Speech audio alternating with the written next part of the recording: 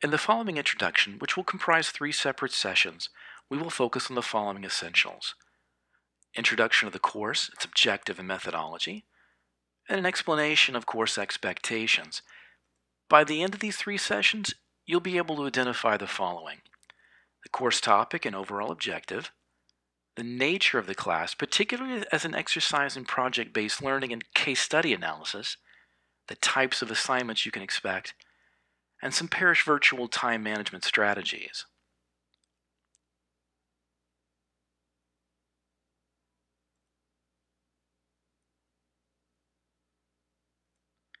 Let me draw your attention to 3 articles that were published just 4 days apart back in 2013. The first is this. Right here in Texas, a federal judge ordered the American Quarter Horse Association to enter into their official registry cloned American quarter horses and their offspring. Now think about that for just a moment. Why would anyone want to clone an American quarter horse? You might be thinking of a variety of possible reasons. In this article, Mike Brunker of NBCNews draws our attention to the obvious one given the animal's breed: reproducing in champion racehorses. Imagine that, and what the implications this sort of activity might have on the horse racing industry and the world of gambling. Now there's one other thing to consider that might open up a whole new set of queries, and that is what we read in the caption just under the photo here to the left.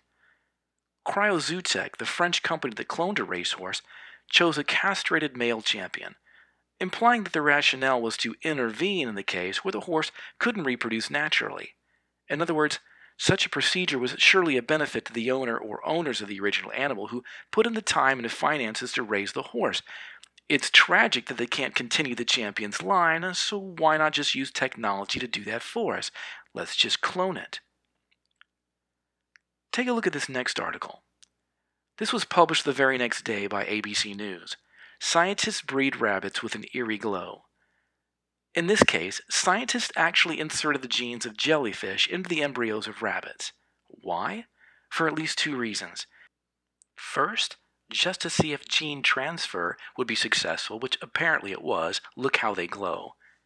And secondly, so they could track pollutants, perhaps environmental pollutants of some sort, as they pass through their systems. Eerie? Maybe you agree. Whatever your questions might be, we at least have to ask whether these new creatures and their offspring are still truly rabbits.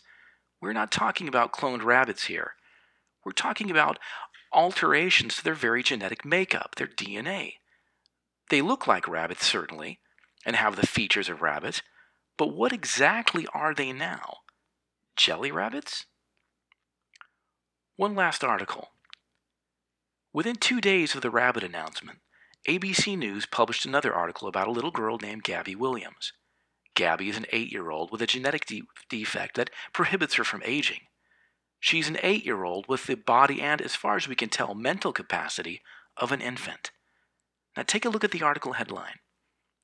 Although the aired television program about Gabby focused on her parents' consultation with a genetic specialist to find out whether they carried a certain genetic defect that could potentially resurface if they chose to have other children, the author of the article caught what he sensed would be the real interest of the public: the matter of enabling for immortality if we could just discover the gene that enabled aging, and, in our case, perhaps just turn it off.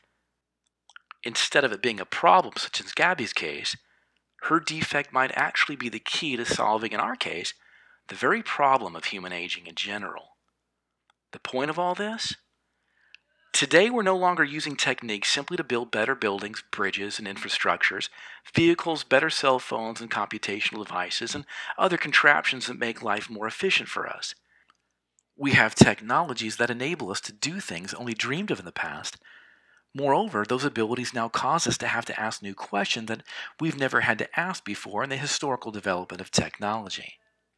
Now, because of what we can and are already doing to the broader world around us and even to ourselves, we have to ask the question, what effects do the applications of these new technologies have on human relationships? More specifically, how we relate to ourselves as human beings. In other words, how do they reflect or affect our idea of what it means to be human? How we relate to one another as individuals, and how we relate to one another as a community and to the broader world around us. These are the types of important queries that makers of new technologies and those who support their production and applications often do not consider, particularly in purview of long-term effects. Here's a factor to keep in mind. We don't have enough time to study those possible effects because developments of new technologies are taking place at an exponential rate. That being the case, is there any way that we can assess these new technologies and their applications? Yes. And this is where religion and technology meet. Religion can offer a helpful perspective and a simple but profound value measuring tool. Welcome to Contemporary Religious Issues, Religion and Technology. To continue on to part 2 of this introduction, simply select the next video entitled CRI Introduction Part 2.